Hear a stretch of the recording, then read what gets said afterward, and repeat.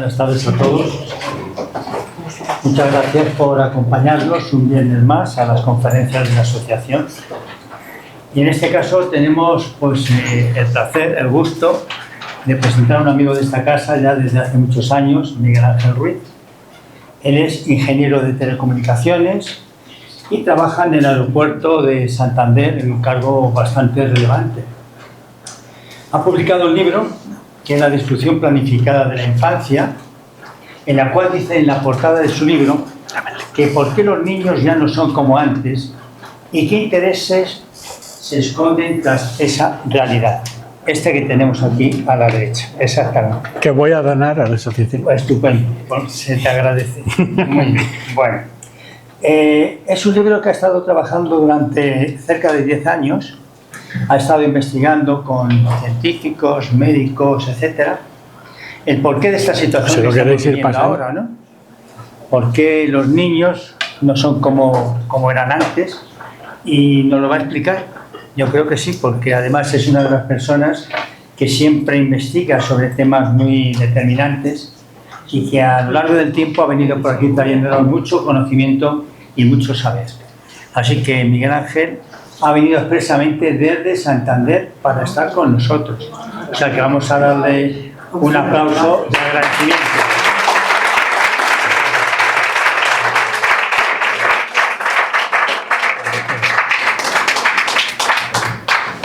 Bueno, para mí es un placer absoluto estar aquí. Como siempre digo, me siento de esta casa. La primera conferencia que la di aquí la di en 2012 y digo, a lo mejor me vuelven a invitar y sigo aquí, con lo cual de verdad que les tengo una gratitud infinita a la asociación, al cariño que recibo. Entonces, como digo, considero esta mi casa y ya, bueno, pues después de unos años parece que viene uno como a estar eso, en su propia casa, más cómodo, ¿no? Una de las cosas que me gustaría empezar pidiendo disculpas es que en estos 14 años de dar conferencias aquí, esta es la primera vez que no traigo un PowerPoint. ¿Es la verdad? Sí. Y de ahí, ¿por qué no? Pues sí, hay muchas cosas. Pero vamos a hablar de los niños, de la infancia, de cómo se gestiona la infancia en la actualidad. Más o menos, ¿qué hora tenemos? Hasta las 8:30. ¿Hasta las 8:30? Bueno, pues vale, me pongo aquí el móvil. Y la verdad que hay muchos, o sea, lo que voy a tratar de explicar ahora es porque esta es una investigación de hace varios años.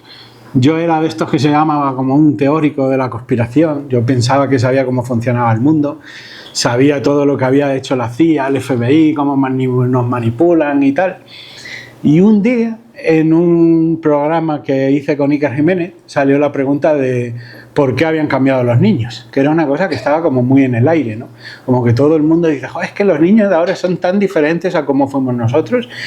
Ahora veremos que han cambiado los niños, pero fíjate que yo, que no sé, muy pagado de mí mismo, decía, no, si yo sé cómo nos manipulan, y no supe explicar por qué habían cambiado los niños. Y entonces pues empecé a tirar del hilo y llegaron muchas circunstancias, ¿no? Fruto de esa investigación, libro que no sé si le estáis rolando por ahí, le estáis viendo, sería la primera entrega de una trilogía que explica varias cosas. Va sobre un poco lo que es los niños, el ocio, la segunda parte es la escuela y la tercera parte es la familia. Cuando tú ves todo eso en perspectiva y tal, el libro lo que cuentan son, bueno, exactamente por qué han cambiado los niños, pero yo lo que quiero que os vayáis aquí con varias ideas claras, porque una charla de esta a mí me gustaría que sea didáctica, y si cuando os vais de aquí todos os vais con 3 o 4 ideas muy claras de cómo han cambiado los niños y por qué.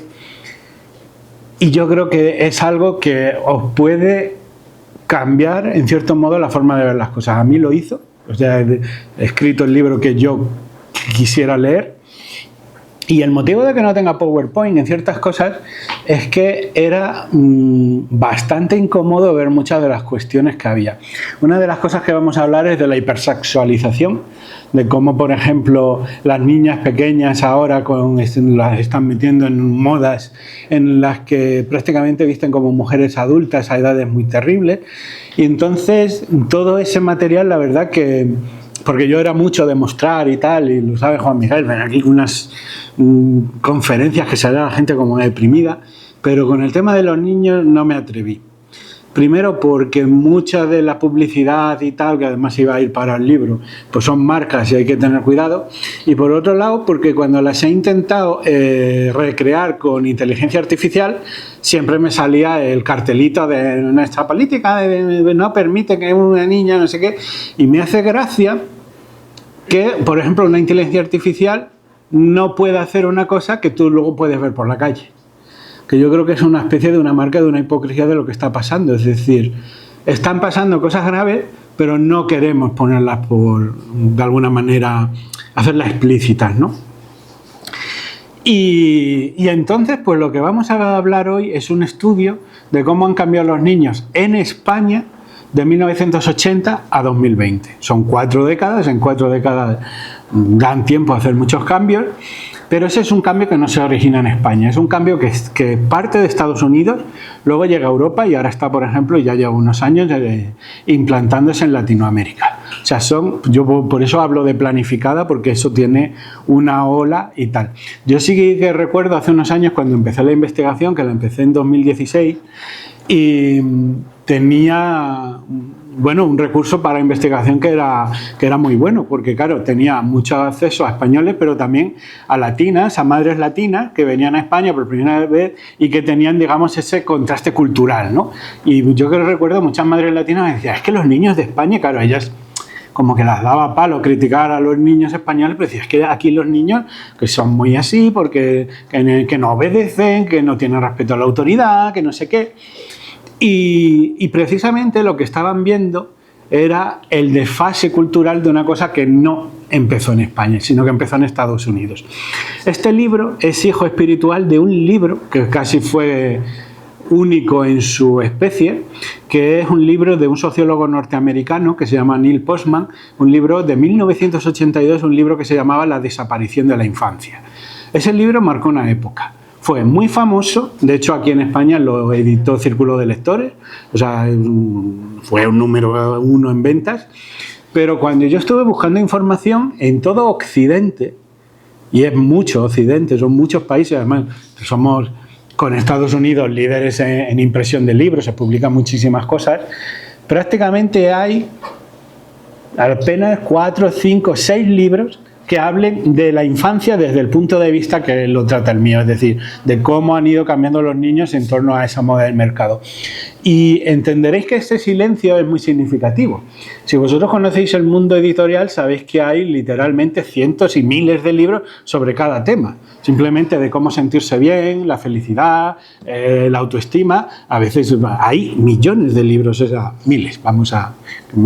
Sale el acento andaluz exagerado, pero sí que hay miles de libros, ¿no? Decenas de miles muchas veces. Y es extraño que un tema, ¿no?, que mira la infancia de una manera así, de una perspectiva amplia, de una perspectiva sociológica, pues haya tan pocos libros.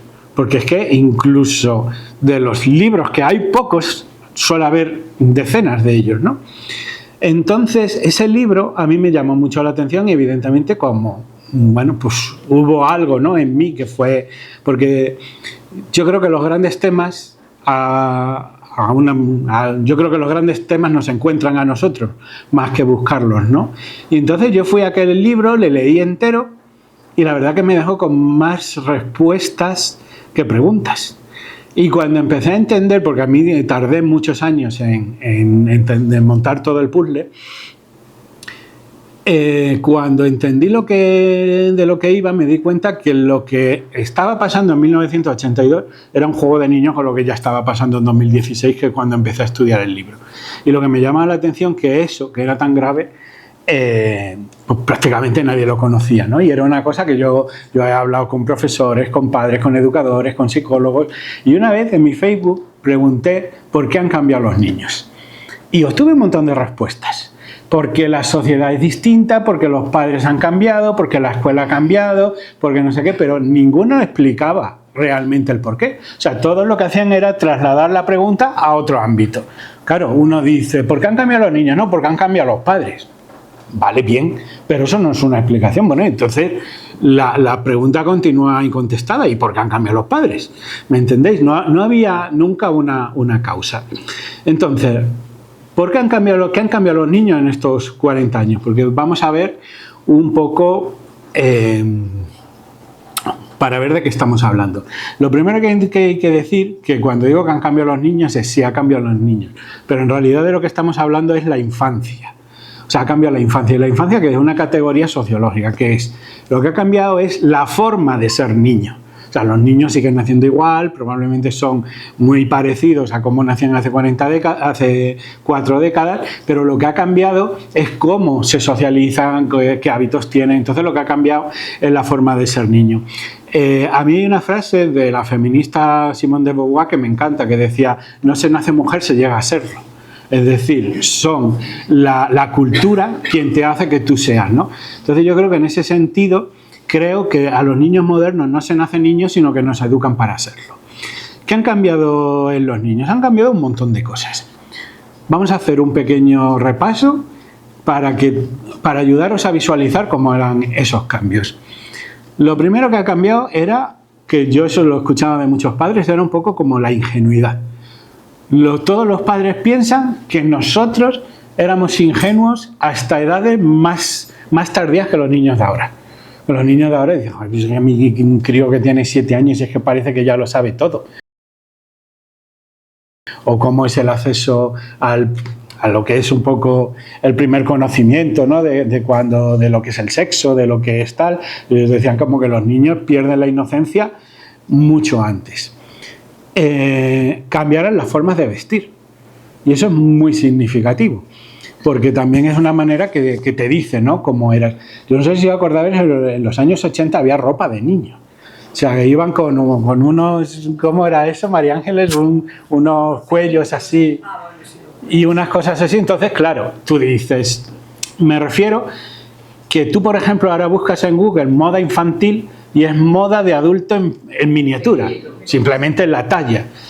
Eso... Parece una tontería, pero al niño le está diciendo a todos, no solo a los niños, nos está mandando un mensaje. O sea, que un niño es un adulto en pequeñito, no es un ser especial que está en un proceso de maduración. Fijaros que daros cuenta que la infancia ha sido un proceso histórico. Durante muchos años no existía una idea de infancia, es decir, pues claro, como mamíferos que somos, todos los perros, los gatos, los leones, pues tienen sus cachorros, van creciendo y tal y cual, pero eso, por ejemplo, en la Edad Media no se entendía, ese proceso. Es verdad que en la antigua Grecia sí que Aristóteles dice que, bueno, que al niño hay que darle un trato diferenciado, pero esto, por ejemplo, durante la Edad Media no se entendía. Es decir, al niño, porque hay un secreto de la infancia. Y el secreto de la infancia es que haya un secreto. ¿Qué significa eso? A los niños en la Edad Media no se los protegía de la muerte, no se los protegía del sexo.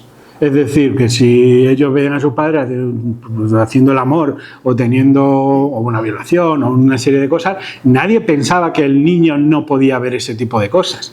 Eso que ahora mismo nosotros ha sido tan reciente, ¿no? Lo del horario infantil, que el niño tiene un proceso de maduración cognitiva, ¿no? Por ejemplo, pues todo lo que son los descubrimientos de Piaget o de Erik Erikson, ¿no? De cómo el proceso de maduración psicosocial significa que a un niño hay que protegerle, pues un poco, porque de hecho eso es un poco el aspecto de los cuentos, de las fábulas. ¿Por qué existe el cuento de Caperucita y el Rojo y el zorro y el lobo? Es una manera de decirle que hay depredadores, que hay peligros, y es una manera de explicarle que no debe cruzar el bosque solo. Y entonces, pues esa es la historia de las fábulas, ir introduciendo al niño en los secretos de la adultez, pero de una manera progresiva, ¿no? Por eso, por ejemplo, existen los Reyes Magos, porque fíjate que es quizá la conspiración más extendida de la historia, como miles de padres se ponen de acuerdo para hacer una realidad alternativa y que los niños no sepan que les traen regalos, ¿no? Bueno, pues todo ese tipo de cosas estaban ahí. Y entonces, fijaros, la primera declaración de la Convención de los Derechos del Niño nace casi con la ONU y no tuvieron un primer articulado que prácticamente son 4 o 5 páginas, que ya es del siglo XX, Y no es hasta que de hecho es el 20 de noviembre de 1989, la primera vez que la ONU saca los derechos del niño. O sea, nos ha costado muchísimo. Y en esa declaración de intenciones dice la ONU que la humanidad le debe al niño lo mejor que éste pueda darle. Evidentemente, existen muchas infancias. Desde luego mi libro habla de la infancia en Occidente. En otros muchos sitios no ha habido infancia y probablemente no la hubo en España tampoco en el siglo XX. Por ejemplo, con la Guerra Civil Española hubo una generación perdida de niños que no tuvieron infancia.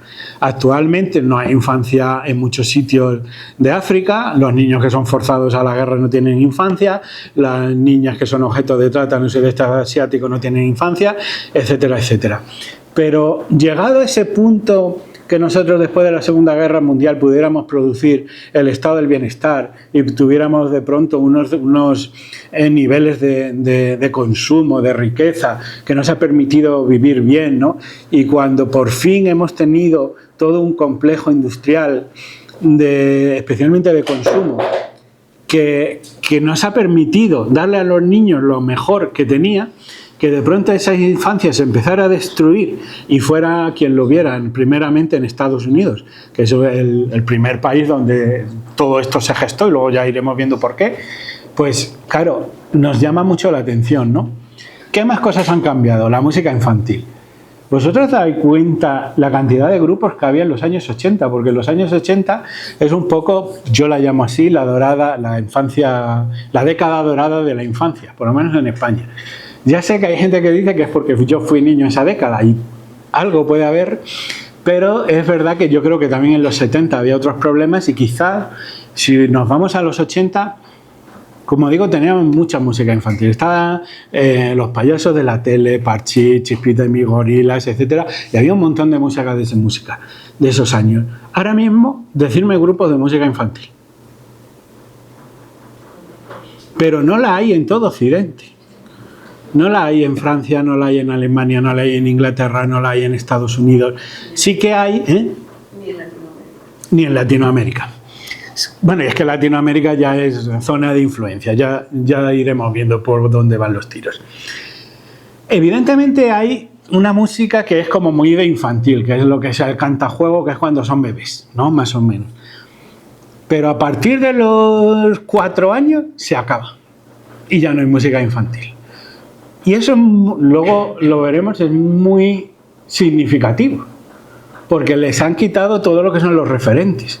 Una persona, o un niño en este caso, una persona en desarrollo, necesita referentes en los que verse, porque muchas veces del cine, de las series, de la música, siempre, por ejemplo, el papel de los superhéroes, ¿no? Cuando en los años 80, cuando tuvimos la peli de Superman, todos los niños queríamos ser Superman. Nosotros, los superhéroes y los grandes personajes. Perdón, porque mi hijo dijo que era superhéroe, se tiró desde 3 alturas y se rompió los dientes. De que eso se hablaba, ¿no? Del poder de los arquetipos, de los mitos, de lo que igualamos, porque nosotros no nos damos cuenta de cuánto imitamos a lo que nosotros vemos en la cultura, ¿no? Este proceso que se llama la cultura de masas, que en los 80 pues ya existía de una manera igual no tan sistemática como ahora, pero ya son conglomerados de empresas, ¿no? Entonces, cuando digo de que no hay música infantil en todo Occidente, es que son muchos países. Son muchos países que deciden no producir música para un sector del mercado concreto. Y además que tú dices, bueno, vale, a lo mejor es que en los 80 con el tema del baby boom había más niños. Vale, pero es que ahora el mercado es infinitamente más sofisticado que era en los años 80. Es que ahora mismo, con que haya 5 tíos en una ciudad que tienen hay una tienda, hay un mercado especializado. Entonces, esa decisión, quizás a mí esto fue lo que más tiempo me costó descubrir. ¿Por qué han quitado la música infantil? ¿Qué objetivos hay? Han cambiado también los dibujos animados, que esa era el otro. Es un problema muy gordo. Claro, yo no digo, porque esto, a ver, también sé que hay gente que me dice, es que tú eres como muy... yo no pienso que cualquier pasado fue mejor. Y de hecho los años 80 en España fueron bastante duros en muchas otras cosas. Y había mucha droga, muchas cosas y no sé qué. Pero los niños éramos niños. Y ahí había una importancia radical en muchas cosas. Con los dibujos infantiles, pues nosotros teníamos, yo qué sé, la abeja maya, Candy Candy, D'Artagnan y los 7... Barrio Sésamo, etcétera. Y eran dibujos que eran más tranquilos. Los dibujos de ahora, primero, sobreestimulan. Son dibujos que parece que van todos de cocaína, unos personajes así, claro. Luego dicen, no, es que mi niña es TDAH. Digo, pero tú has visto los modelos que tiene. Digo, si son dibujos que van súper rápido. Los valores no son los mismos, la inocencia no es la misma. Los dibujos de los años 80 eran maniqueos. Es decir, los buenos eran muy, muy buenos y los malos eran muy, muy malos, ¿vale? Pero es que un niño lo necesita así. Gargamel, el de los pitufos, probablemente era el ser más malo que existía. Era malo por defecto, pero no era... Ni siquiera tenía un motivo para ser malo, es porque era malo, era así, nació así y punto, ¿no? Y era como algo metafísico. Bien, vale. Pero es que lo que pasa ahora es más complejo. Pues no sé si os habéis visto Megamind. Megamind es el malo, pero que luego te das cuenta que cuando era pequeño era bueno, pero le pasaron cosas, no sé qué. Eso también lo han hecho un poco, que yo lo llamo la romantización de los malvados, también lo han hecho con el Joker, que ya es para adultos. Y luego se han hecho en una cosa que es bastante más cruel. ¿Sabéis la serie esta que se llama Jeff Dahmer? Jeff Dahmer era el conocido, el carnicero de Milwaukee, era un asesino en serie, que bueno, pues fue un caso terrible. Cuando le pilló la policía era típico que tenía la nevera pues, llena de órganos de sus víctimas y tal, y ese tipo de cosas. Y eso hicieron una serie en Estados Unidos, me parece que se llama Dahmer, la serie, ¿no? Estaba en Netflix, no sé si sigue. Y siguió por una...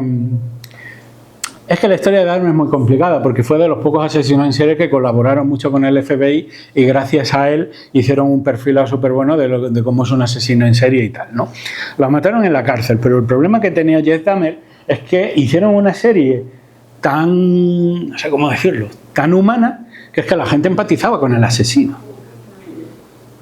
Entonces, ese tema de como que el bien y el mal han desaparecido como categorías y ya parece que entramos como en un tema de relativismo, es algo que también ha atacado a la industria. ¿Qué más cosas han cambiado en los niños? La autoridad. La figura de autoridad, de una manera absoluta. Ha cambiado la autoridad de los padres y la autoridad de los profesores. La autoridad de los profesores, y si hay algún docente en la sala, de verdad, os admiro. Ser profesor ahora es mucho más difícil que en los años 80, pero también pasa una cosa. La familia ha retirado el apoyo a la escuela. ¿Por qué? Porque yo en los 80, cuando llegaba a casa y le decía a mi padre, papá, el profesor me ha castigado y me volvía a castigar otra vez. Algo habrás hecho. Pero no, pues si te ha castigado el profesor, entonces tenía doble castigo. Ahora va un niño a la casa diciendo que le ha castigado al padre, y va el padre con una metralleta y claro, va allí y lo enfrenta. Luego también los que son la gente de arriba de la educación tampoco no los protegen, ¿sabes? Los dejan ahí. Y entonces, claro, la pregunta es, ¿qué tipo de enseñanza das tú si tú prácticamente no puedes suspender a un niño sin pegarte con el padre, sin que el director te diga, ponle un 5, si total es mejor, ¿no? Y luego, la autoridad... Claro, pero el bullying antes era una cosa, y es que cuando el profesor iba y llamaba a un niño... Mira, los profesores dicen que los niños de ahora cada vez muestran menos arrepentimiento y cada vez durante menos tiempo. Entonces, claro, el asunto es, antes pues ahora se quejan de los ratios. Bueno, es que si nos metemos en la educación, por eso yo en este libro no he tocado la escuela, porque es que es una institución aparte tan compleja, pero yo te digo que antes en España los ratios eran 40 niños por clase. Pero es difícil, pero eran gobernables, pero es que ahora son 20 y son ingobernables. Y además cada uno viene con una etiqueta. Todos son necesidades especiales, mi niño es este, el otro es alta capacidad, el otro es TDAH y cuidado, porque cada niño, entonces claro, un profesor puede tener 4, y yo no digo que la EGB tenía sus fallos, la EGB tenía sus fallos, pero ayer el profesor decía algo, estaba todo el mundo firme, pero ahora es que es lo que te digo, la presión es mucho más fuerte. cambió la autoridad de los profesores, pero también ha cambiado la autoridad del padre. Porque yo le decía a mi padre, yo quiero una bici, y decía no. Punto. Y ahora es, no, bueno, es porque no sé qué. Yo, por ejemplo, he recogido testimonios para el libro de una niña que se sentía absolutamente desgraciada en la vida porque no tenía un iPhone 16. Y claro, la madre decía, pero vamos a ver, ¿tú sabes lo que va en el teléfono ese? Es que todas mis amigas lo tienen. Dice, ¿me compres un iPhone 16? Que no. Y el que no es porque me odias, porque no me quieres, porque no sé qué, y con eso cada vez a edades más tempranas. Entonces, claro, hubo unos movimientos un poco en tema de pedagogía y todo eso, de que el padre no podía decir que no porque el niño se frustra. Que luego están esos temas, pero claro, si os dais cuenta, el padre un poco a poco le han ido encarcelando, le han ido atando las manos, porque ya no es no, bueno, es que no te conviene, pues si no te lo cambio por esto, no sé qué, no, hay una serie de esas cuestiones. El cambio de la figura de la autoridad para mí es una de las cosas que mejor ha hecho la industria, hasta el punto de que yo, claro, al principio decía también, ¿y por qué ha cambiado la autoridad? Porque claro, es una cosa así que... De hecho, esto es lo de la imagen esta de lo de las ranas en el agua caliente. Claro, es que la gente piensa, no, yo me daría cuenta. ¿Y si llevas toda tu vida en ese agua? Mira, yo cuando analicé todo el cine, ahí por ejemplo sí que me salí del periodo de 1980 a 2020, yo reconstruí como tres fases de la infancia en el cine. Llamé una primera fase, que yo la llamé reparadora, que era autobiográfica por muchos directores de cine y tal, que eran como, por ejemplo, el cine que había muy poco en los 50, pero sobre todo el cine de los años 50, 60 y en parte de los 70, que era tú veías las películas y era así, o sea, no eran películas, no era tanto ficción, eran películas autobiográficas, pero que era el cine de que el niño era poco más o menos que un mueble. O sea, el niño en los años 50 no pintaba nada, era la infancia del niño. Tú habla cuando te pregunten. Y era el niño que le ponían allí con los brazos en cruz al pobre, si el profesor se enfadaba, le daba un regletazo y allí no hablaba. Y si estaban allí, pues eran los niños que hablaban de usted a los padres, los niños que, bueno, y que salen en esas películas así, ¿no? Y bueno, pues hay que entender que era un cine, si queréis, costumbrista, ¿vale? Pero luego en la década de los 80, toda la industria del cine empieza a hacerle guiños a los niños. Y eso es una cosa muy curiosa. A mí para el libro entrevisté a un antropólogo cultural, amigo mío, Ignacio Cabria, que me dio la clave. Dice, no, es que nosotros los niños en los años 60 no éramos audiencia.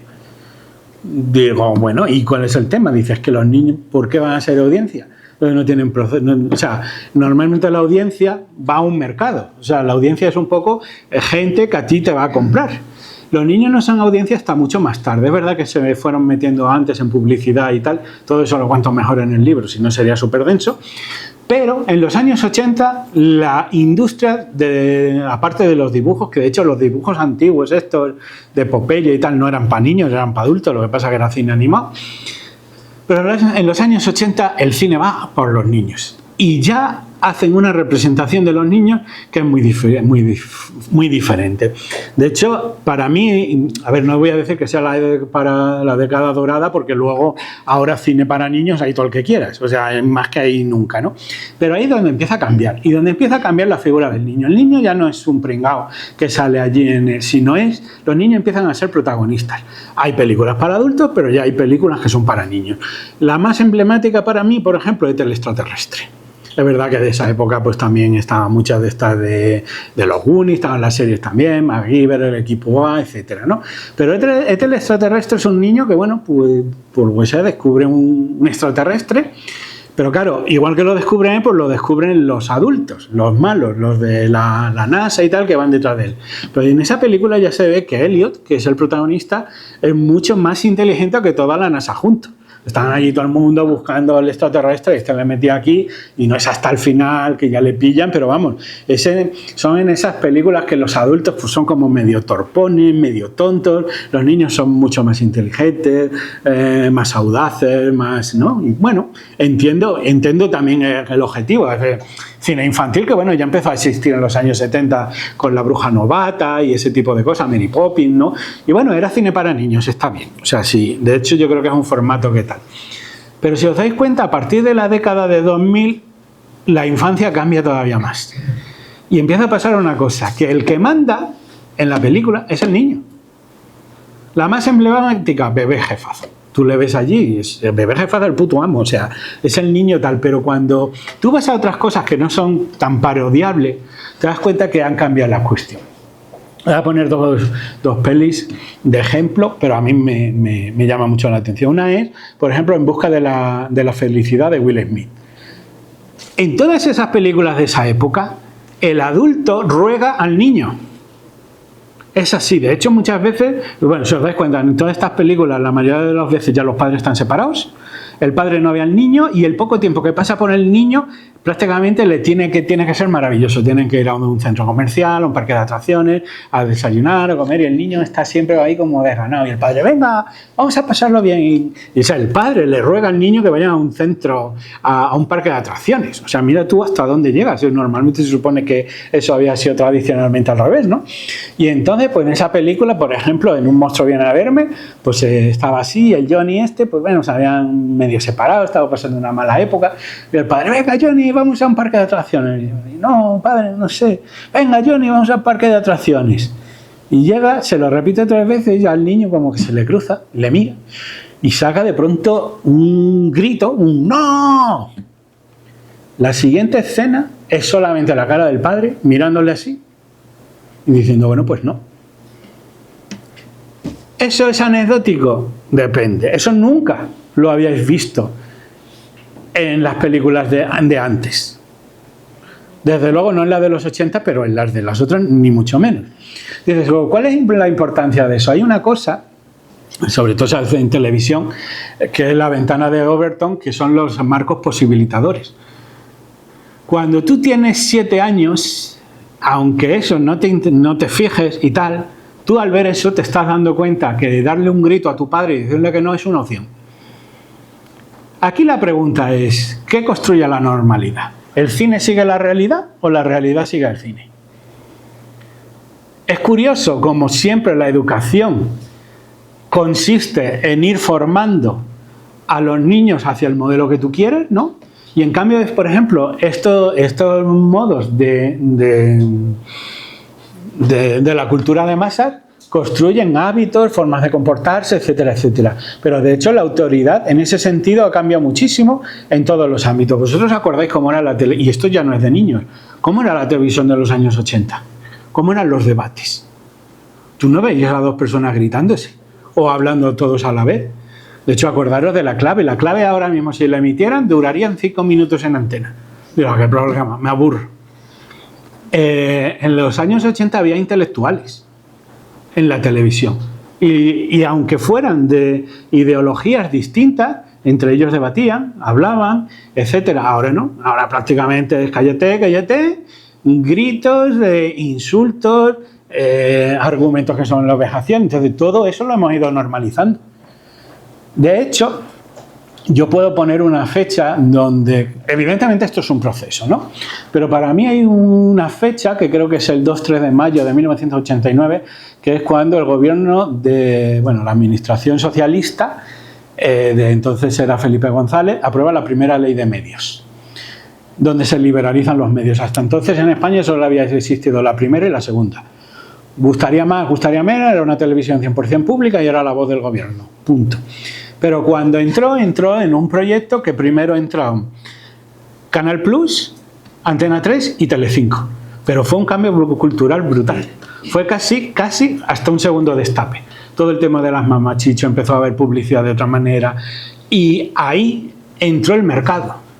Porque hasta entonces, y eso quizás es lo más importante de este cambio de tendencia, todo lo que estamos aquí, me atrevo a decir, no creo que haya nadie demasiado joven, fuimos personas, nos guste o no, que fuimos educados por el Estado y la Iglesia. Porque era lo que se llamaba la sociedad clerical militar o la sociedad de la disciplina, depende de qué sociólogo estudie, pero bueno, al final nosotros venimos de un mundo que bueno, pues tenía una forma de ver el mundo que era todo occidental, judeocristiana, pero basada en el mérito, en el sacrificio, en la sobriedad, en una idea de pecado, en una idea de virtud propia, en una idea de autoridad, hay que respetar. Pero lo que hacen todas estas, lo que hace en este proceso, que bueno, se inicia a finales de los años 80, pero ya es lo que luego se llamó la globalización, y es que por primera vez en la historia de la humanidad, quienes empiezan a educar a los ciudadanos ya no es el Estado, sino son las empresas. Y son las empresas quienes empiezan a educar, aunque todavía se mantiene una educación pública, etcétera, ya empiezan a través de todos estos contenidos, los cambios de la serie, la televisión, etcétera, y entramos en una era donde el consumo deja de ser algo que es una opción a la compra, sino algo que empieza a educar. En toda la historia de la humanidad, el sistema ha creado sus propios ciudadanos. Siempre. Siempre ha habido un ideal, siempre ha habido alguien, cualquier sistema ideológico produce héroes. Y el héroe es un poco a quien hay que imitar, a quien hay que seguir. Ha estado siempre, ¿no? En el Japón tradicional, ¿no? De medieval, pues era el samurái. ¿Y el samurái quién era? Pues era un hombre absolutamente experto en las artes marciales, que podía tirarse sin comer 14 días si lo pedía, que se escondía, ¿no? El ninja, el tal y cual. ¿Qué era en Grecia? Pues estaba la idea esta de los patricios, de los habitantes de las polis, que eran, pues, adoraban a sus dioses paganos, eran gente instruida, eran de mens sana corpore sano, tenían una idea, ¿no? de cómo será un buen romano, una idea de cómo será un buen griego. Luego todo esto cambia en la Edad Media, ¿no? Y entonces en la Edad Media pues está esa figura del buen cristiano, es alguien desprendido, cristiano, católico, practicante, etcétera, etcétera, ¿no? Que bueno, pues que tienen una serie de requisitos, que tienen que cumplir los 10 mandamientos, etcétera, etcétera. Eso ha existido siempre. De hecho, fijaros, incluso ya cuando empieza todo esto a cambiar en Estados Unidos, sobre todo en la Primera Guerra Mundial, primero habían pedido que un americano, un buen americano, porque esa es la idea, ¿no? Del buen americano. Igual que aquí había la idea del buen cristiano, ¿no? Que yo no digo que os guste más una cosa u otra.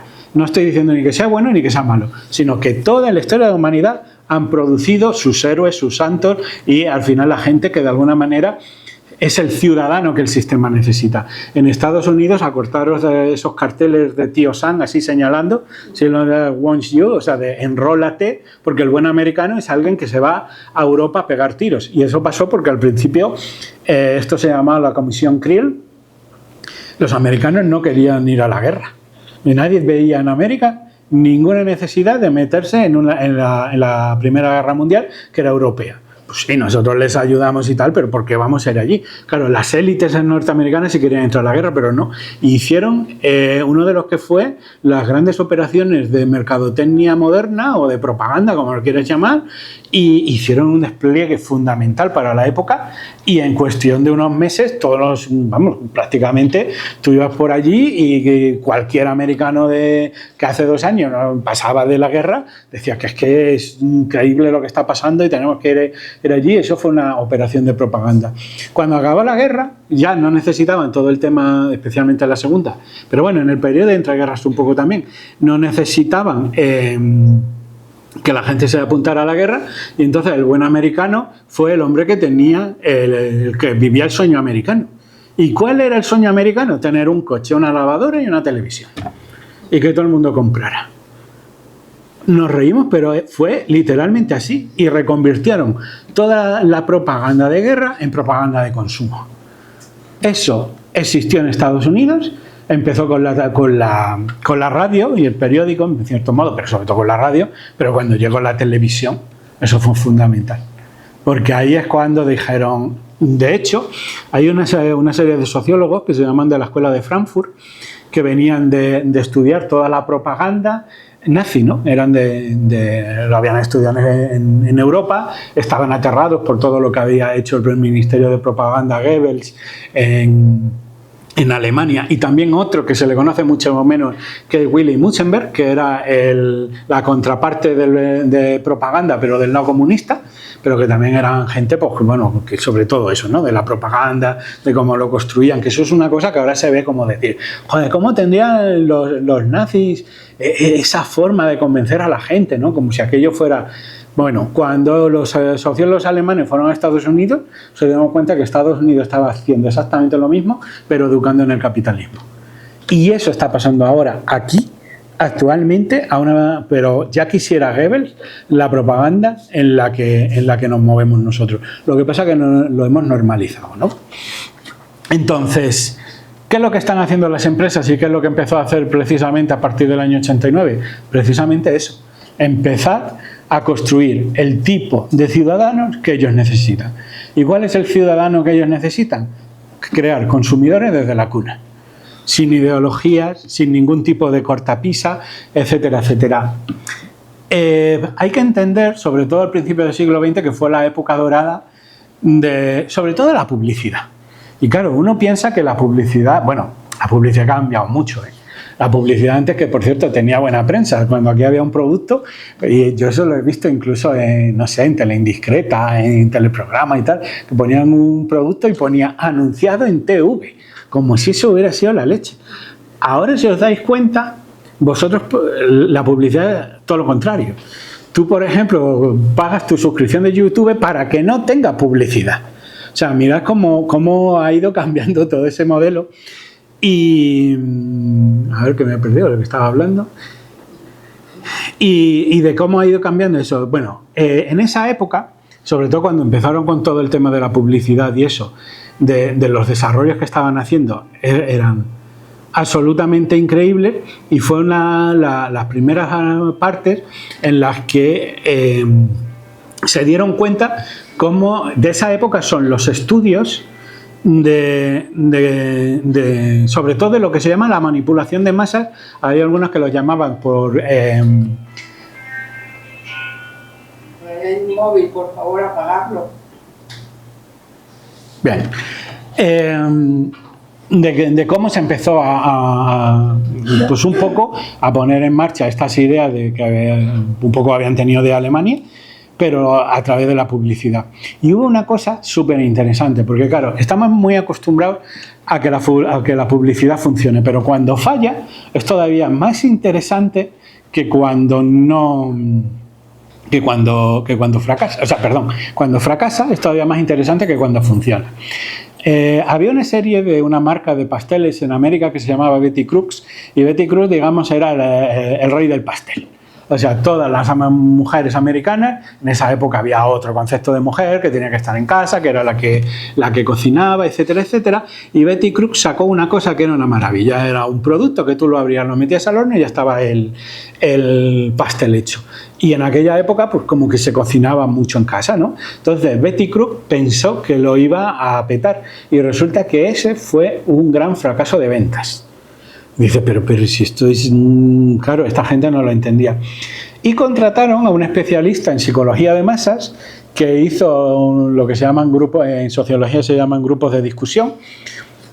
Hicieron varios grupos de unas 10 mujeres, de amas de casa, y les puso el producto y empezaron a preguntarle, bueno, ¿qué sentís cuando hacéis esto?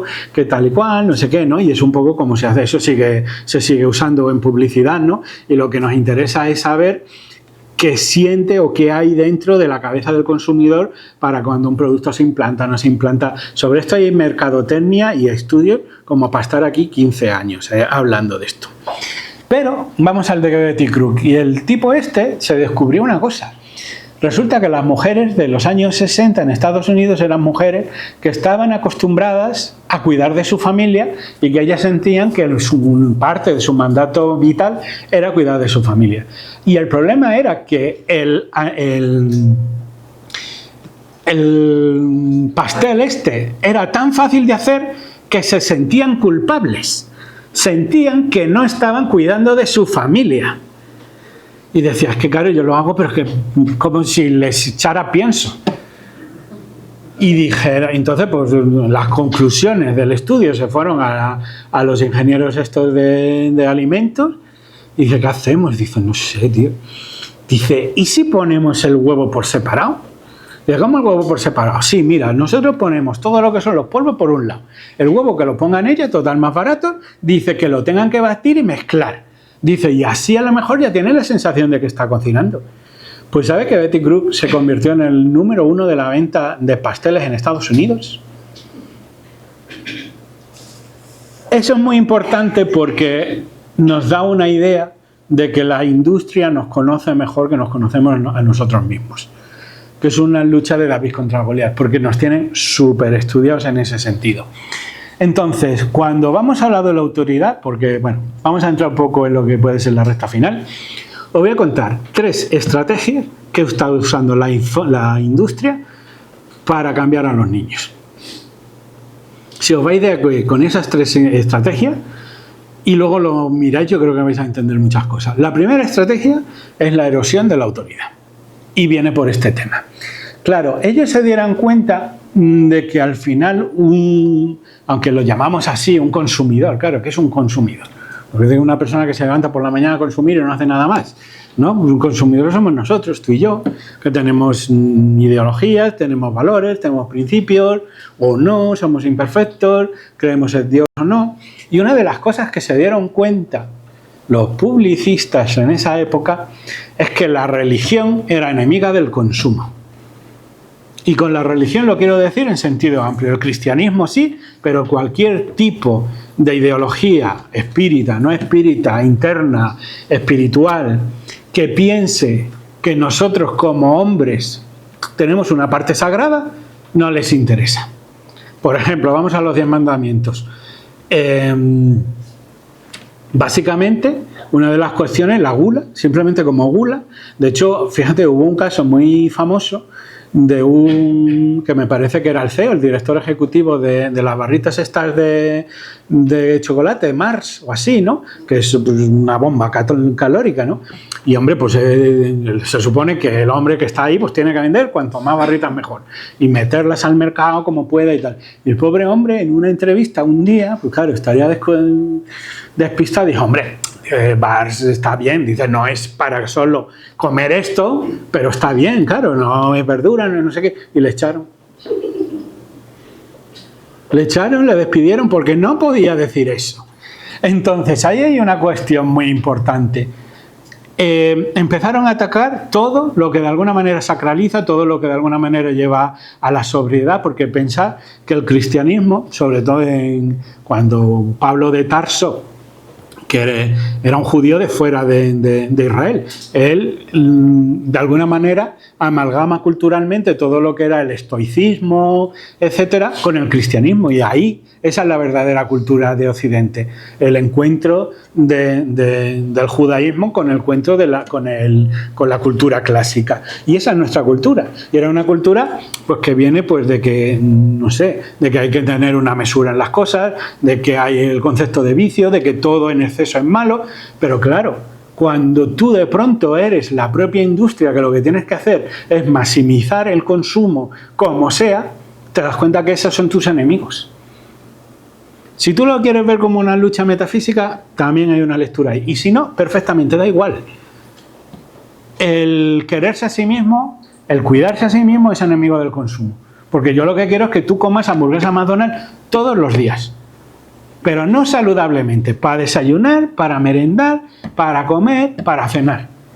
Entonces, todo ese tipo de cosas se dieron cuenta que evidentemente estaban empezando a tener muchos problemas porque estaban chocando con algo. Y lo que empezaron es primero, y fueron en contra de la religión, pero luego fueron en contra de la autoridad.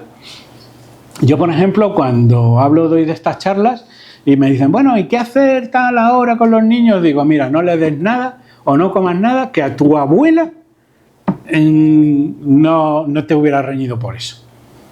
Y es que es así de claro, porque nosotros entonces teníamos todavía esa idea de mi abuela no es que no le dijera un dulce, una golosina, pero con moderación. Un poco, un caramelo y ya está. Entonces, todo eso fueron a empezarlo a hacer, claro.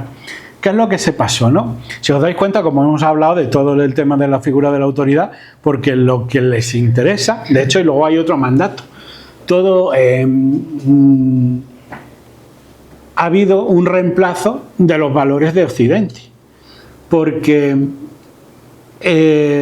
por ejemplo, la idea de felicidad que nosotros tenemos es una idea relativamente moderna, es una idea, si queréis, del siglo XVIII-XIX, una felicidad es un poco de verdad, que existía desde los griegos, ¿no? Esta famosa, ¿cómo se pronuncia? Eudaimonia, que era una felicidad, pero era la felicidad del conquistarse a sí mismo. Era felicidad del superarse a sí mismo, de la virtud, del esforzarte. Si os das cuenta, el mercado coge la idea de la felicidad, pero una felicidad completamente hedonista. O como dice el psicólogo Simon Bauman, las ideas de felicidad modernas todas acaban en una tienda. Es una felicidad que se compra, no que se conquista. Es una felicidad que te llega desde objetos, de tener lo que tu vecino no tiene, de tener el último modelo de esto, el último modelo de lo otro. Y por supuesto, nuestro único objetivo no es perfeccionarnos espiritualmente, ni ser mejores personas, ni tener una buena convivencia, ni respetar, no. Es que tú consumas todo lo posible para ser el ser humano más completo. Y daros cuenta que todo lo que nos vende, o sea, de hecho, porque además hay una historia de la publicidad también. La publicidad al principio del siglo XX era una publicidad de compra este producto porque es bueno, punto. Hasta que empezaron después de Freud eso, a meter todas las ideas del psicoanálisis y tal, y entonces tú ahora no compras productos, tú compras otras ideas. Tú cuando compras un desodorante estás comprando masculinidad, estás comprando atractivo y resistencia. Acordaros de cómo era el anuncio este, de que un hombre se echaba así y de pronto todas las mujeres de la calle le perseguían y el pobre tenía que correr, claro. Luego te das cuenta que al final no es así, lo digo yo. Como eso todo, en realidad son ideas irracionales. Si os dais cuenta cómo metieron a las mujeres en el tema del consumo, fue brutal, porque en el tiempo entre guerras, hubo un tipo y ya empezó una cosa que yo ya no sé si llamarla mercadotecnia o llamarla ingeniería social. Y hay una cosa que bueno, yo entiendo que lo que era todo el tema había una cultura cristiana, victoriana, que era inglesa, norteamericana, muy estricta, ¿no? Que era de un cristianismo quizás como muy a rajatabla.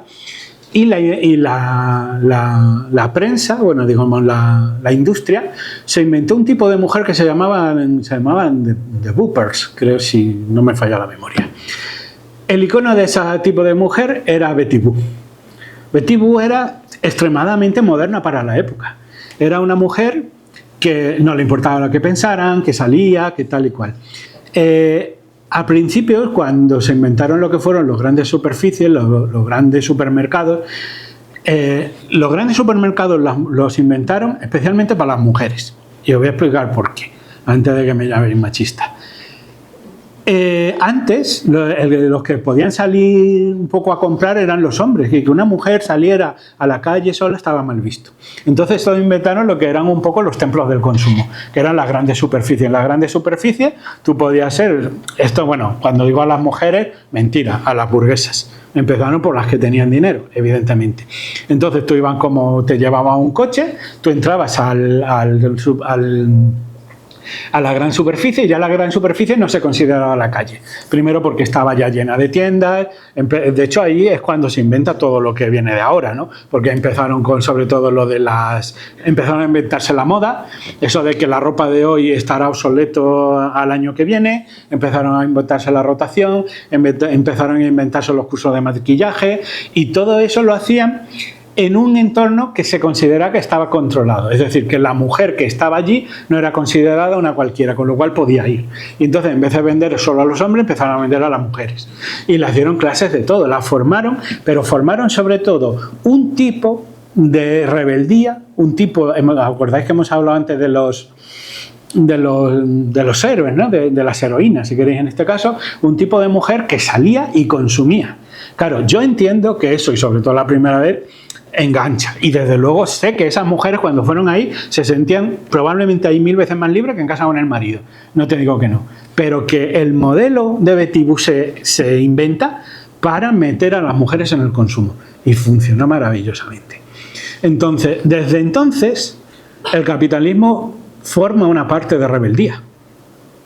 Que luego se os das cuenta, incluso, bueno, si esto lo vamos llegando hasta lejos, incluso al final de los años 80 usaron el heavy metal y la música dura para decirle a los rusos que nosotros éramos más libres que ellos, ¿no? Y había una serie de circunstancias así. Entonces, todas estas figuras de tal y cual, no sé qué, si os daros cuenta que os está vendiendo ahora mismo el capitalismo. Básicamente, muchas veces rebeldía, sé diferente, pero ser diferente comprando mi producto.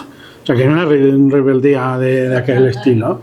Entonces, con el tema de la autoridad, por un lado tenemos lo que es todo el empoderamiento de los niños y por otro lado, lo que son padres que cada vez pues, le pueden decir menos al niño. Aquí la lógica que usaron me parece, y hay que reconocérselo, súper inteligente. Si yo soy un publicista, yo hago anuncios para gente que tiene dinero, porque yo lo que quiero es que me compréis. O sea, si yo quiero que compréis mi libro, por cierto, lo tenéis en Amazon, si yo quiero que compréis mi libro, ¿a quién hablo? A gente que tiene dinero para comprar mi libro. ¿Sí o no? Entonces, siempre la audiencia de la publicidad habían sido los adultos.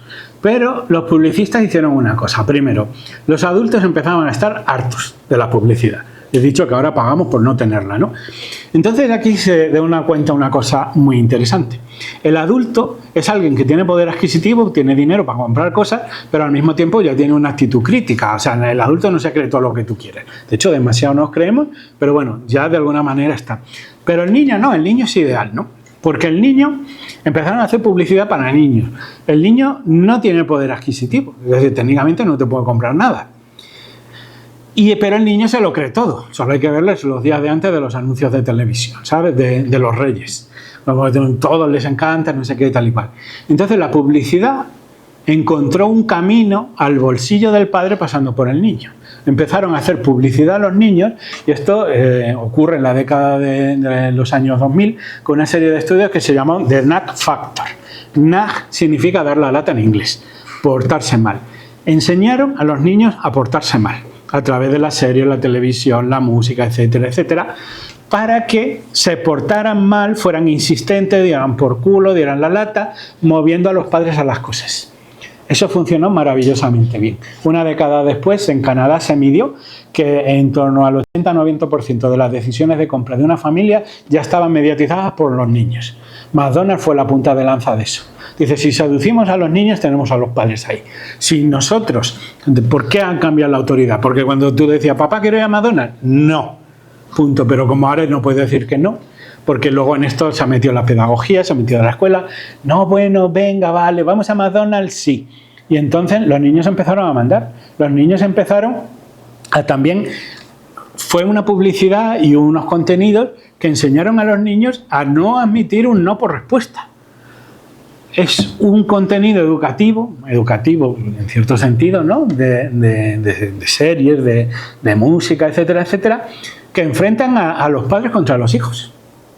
Lo cual a los padres les lleva muchos problemas, es decir, porque decirle que no a un niño o a un adolescente, que encima pues eso, que luego lo está viendo en todos sitios, que lo ven con sus amigos, pero si es que, y ya es internet, son todos esos anuncios, ¿no? Entonces cuando tú enseñas a una generación de niños a que sean insistentes, a que los hiperestimulas, ¿no? Los sobrecitas con esas músicas, con los dibujos animados y tal y cual, y al padre le haces sentir culpable, porque no le estás dando al niño todo lo que quiere, porque esa felicidad que se compra es tu deber como padre, que el niño sea feliz, que la infancia sea dorada, que tenga todo. Pues han pasado cosas como que nosotros atesorábamos juguetes, a que los niños de ahora tienen habitaciones enteras de juguetes y en ocasiones tienen juguetes que nunca han abierto.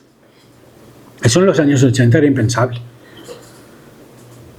Y eso lo han hecho enfrentando a padres y a niños.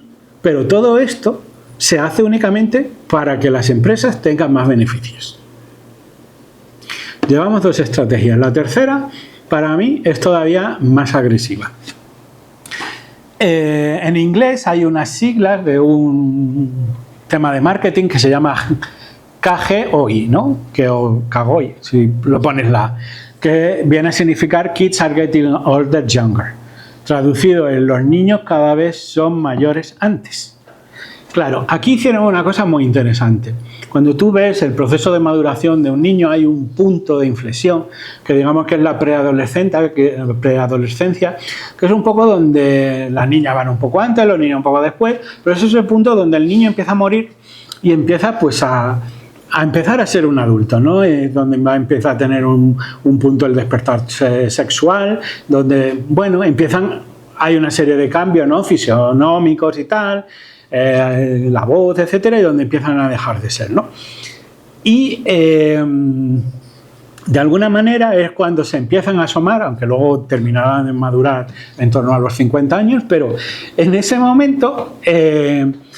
sí, porque es que luego está la parte de los Peter Pan, que es la segunda parte, que es ese niño que luego nunca termina de madurar, ¿no? Pero empieza ahí. Porque de hecho yo creo que el niño que se le interrumpe la infancia es un adulto que nunca llega a completarse.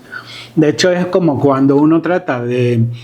Básicamente es interrumpir la vida. Es como cuando tú tienes el capullo de una flor o de una rosa y la tratas de abrir antes de tiempo.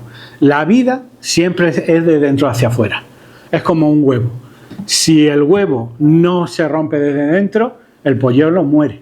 O sea, nunca se puede venir. Y esto es lo mismo con los seres humanos, lo mismo con los niños. Entonces, ¿qué es lo que hace esta estrategia? Es tratar de avanzar la preadolescencia. Tratar de anticiparla en el tiempo, pues si podía pasar entre los 12 y 13 años, pues vamos a ver si la podemos poner a los 10, y si la ponemos a los 9 mejor, y si la ponemos a los 8, perfecto. Y entonces... ¿Os acordáis que dije que no había referentes infantiles? ¿Que habían desaparecido? Claro, ¿por qué? Claro, si a mí, por ejemplo, en las entrevistas que he tenido, por ejemplo, con profesoras, dicen es que el momento determinante es cuando se aparca la muñeca. Cuando a la niña le deja de gustar la muñeca. Porque la muñeca todavía tiene como ese punto ahí lúdico, ¿no? Y ellas dicen, es que pasan de la muñeca o pasan del pony rojo a la minifalda en menos de un año.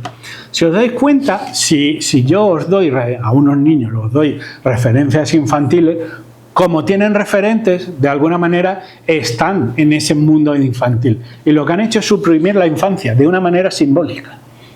¿Qué es lo que hace? Que si yo tengo 8 años, 9, y de pronto empiezan, sobre todo en YouTube, en TV, todo esto, lo que es todos los videoclips de pop, sobre todo de artistas, que es que son mujeres, sí, pero son como súper jóvenes, que tienen esos rasgos así tan aniñados, porque lo que están pescando es que el target, o sea, el objetivo, el público al que vaya, ya son niñas en esa época. ¿Y qué es lo que quieren? Que de pronto esas niñas empiecen a interesarse por el mundo de consumo de las mujeres. Aquí habría que hablar de la industria del juguete, que es la leche. Ahora, si me acuerdo, la retomamos. Pero básicamente el tema, y debe ser de cómo debieron de pensar los publicistas, dijeron, a ver, en los años 80 tú tenías una niña, la barriguita, la Nancy, la Barbie, la peinabas una y otra vez y era una muñeca que te habían regalado. Es verdad que ahora es imposible porque ahora son colecciones de juguetes. O sea, la Barbie esa tiene casa en la playa, tiene castillo en la montaña, tiene yate, tiene piso de soltera y tiene todo lo que... O sea, es imposible tenerlo todo, ¿vale? Pero aún así es una muñeca. Cuando tú consigues que la niña deje de identificarse con eso y se empiece a asomar al mundo de consumo de las mujeres, o sea, que ella se sienta mujer de repente, ya no te está pidiendo una muñeca. De pronto te pide tacones, maquillaje, uñas, extensión de pelo, minifaldes, etc. Entonces lo que están haciendo es introducir a las niñas, a los niños también, pero en gran medida a las niñas, en el mundo del consumo de las mujeres. Para terror de los padres y de las madres. Porque claro, tú dices, ¿qué muñeca quieres? Muñeca, no, yo quiero eso. ¿Y eso qué es? Y claro, los padres de pronto dicen, pero si esa ropa, claro, los padres no entienden. Dice, pero ¿y esto? ¿Y esa ropa? Y de pronto, ¿y esas formas de bailar? Porque luego niñas con 10, 11 años que empiezan con el perreo, no sé qué, los padres súper asustados dicen, ¿y esto dónde ha pasado? Ese es el producto de haber enfrentado a David contra Goliat. Una industria entera que considera que son ellos los que deben educar a tus hijos y no tú. Y además los van a educar en contra tuya. Evidentemente hay mucho dinero por medio. Lo que pasa que en sociología hay una cosa que se llama los procesos de subjetivación. La subjetivación es aquellos procesos por los cuales nosotros heredamos identidad. Quizás la pregunta ¿quién eres? Es una de las preguntas más difíciles de responder del mundo. Porque ¿quién eres? ¿Quién eres? La identidad se entiende que es un proceso de negociación con el mundo. Yo puedo pensar que soy guapo o que soy feo porque hay más gente que es más guapa que yo o más fea que yo. Soy fuerte, soy débil, o sea, lo que yo soy es en función de los demás. Hay miles de cosas que nos dicen quiénes somos. Por ejemplo, en el bullying, en lo que esos son los estudios de Goffman, Erving Goffman, que él hablaba de que cuando a alguien se le hace bullying es una identidad deteriorada. Es la manera de decir que tú eres peor que los demás, ¿no? Por ejemplo, pues cuando te hace bullying, nadie del colegio te quiere, la huella, el daño es grandísimo. No es porque a ti te pegue tu compañero, es porque todo el colegio piensa que tú eres un apestado. Eso es lo que hace daño realmente. ¿Por qué pensáis que al principio los trajes estos de los presos eran a rayas o ahora como lo hacen en Guantánamo son naranja o tienes un número? Eso se llama despersonalización. Lo que viene a decirte es que tú no existes, que eres un número o que eres menos que eso, ¿no? Eso es lo que hacían en la Alemania nazi o como ese tipo de cosas, ¿no? Hay muchas maneras de decirle a una persona lo que es. Y de hecho esto se usa ahora mismo de todas las formas. Entonces, a los niños se les está haciendo eso, ahora de una manera tremenda, ¿no? Precisamente es, por ejemplo, lo que ahí tiene la importancia de que decíamos de cómo era la ropa en pequeñito. La ropa en pequeñito te dicen que tú eres un adulto, primero que tu padre ya casi no manda mejor que tú, pero luego, no manda más que tú, pero que luego que te metan en ese mundo de consumo, en ese mundo de que de alguna manera tú ya eres adulto, ¿no? Pero ¿cómo se educa? Porque hay una cuestión que para mí, en los procesos de subjetivación, es para mí el ejemplo más extremo hasta ahora, que era anecdótico hace 2 años y que ahora está completamente implantado, que son los... buenas... ¿Qué tal? ¿Cuánto tiempo? Que es una cosa que yo le he flipado. Y que son las rutinas de cuidado de la piel, de skincare, para niños. Antiarrugas para niñas. A partir de 3 años. Y tú dices, bueno, igual es el problema, es un juguete. Pues en total, todos hemos jugado de pequeño a hacer ese tipo de cosas. Claro, muchas veces eso tú dices, no, es que la conspiración, pero bueno, son los padres quienes te lo compran. Pero aquí hay una cuestión. Vamos a poner, porque las que yo he visto son de a partir de 3 años, pero bueno, y lo están petando en TikTok, pues ya de hecho hay niñas influencers que ponen sus rutinas de maquillaje, de no sé qué, de tal, ¿sabes? Las típicas cosas, eso que salen en los Simpsons, de tú pellízcate las mejillas, eso no te lo dice ya nadie. O sea, ahora hay verdaderas rutinas que valen un montón de dinero, que hay niños influencers, que de eso. Lo empiezan a hacer, está en torno a los 3 años, pero bueno, es que creo que no hay ya ningún niño con esa edad, pero con 5, 6 y 7 ya empiezan. Y básicamente yo creo que una niña con 5 años no entiende bien lo que es una arruga. Es verdad que sí que le ve a su abuelo que le ve arrugas en la cara, pero porque la cara de mi abuelo es así. O sea, ¿qué diferencia hay? O sea, ellos no piensan todavía que la arruga es un proceso natural de envejecimiento, etcétera, etcétera. Pero hay una cosa muy importante, porque además esto está ocurriendo en la más tierna infancia. Es decir, esto es adoctrinamiento, porque tú le estás sometiendo a unos procesos que ellos todavía no son capaces de entender. Pero lo que te están diciendo es, primero, que tú eres potencialmente imperfecto, que necesitas productos externos para verte bien, para que te acepten los demás y que tú sin ese producto, que tú necesitas ese producto. Y te lo están diciendo pues a una infancia que a mí me parece terrible. Como esto hay 100.000 casos. Lo último es lo de la autodeterminación de género, de niños demasiado jóvenes que... Porque fíjate, siempre se luchó, o yo por lo menos cuando yo era niño, de que si a un niño le gustaba jugar con muñecas, pues lo que lo pudiera hacer no pasaba nada, y que si a una niña le gustaba jugar al fútbol, pues lo pudiera hacer no pasa nada. Y ahora cambió la tendencia que tiene el mercado detrás, ya os lo digo yo. No, es que a lo mejor esta niña, si le gusta jugar a fútbol o con balones, a lo mejor es un niño en el cuerpo de una niña. Y tú dices, ¿y tú eso cómo lo sabes? O sea, ¿quién es capaz de...?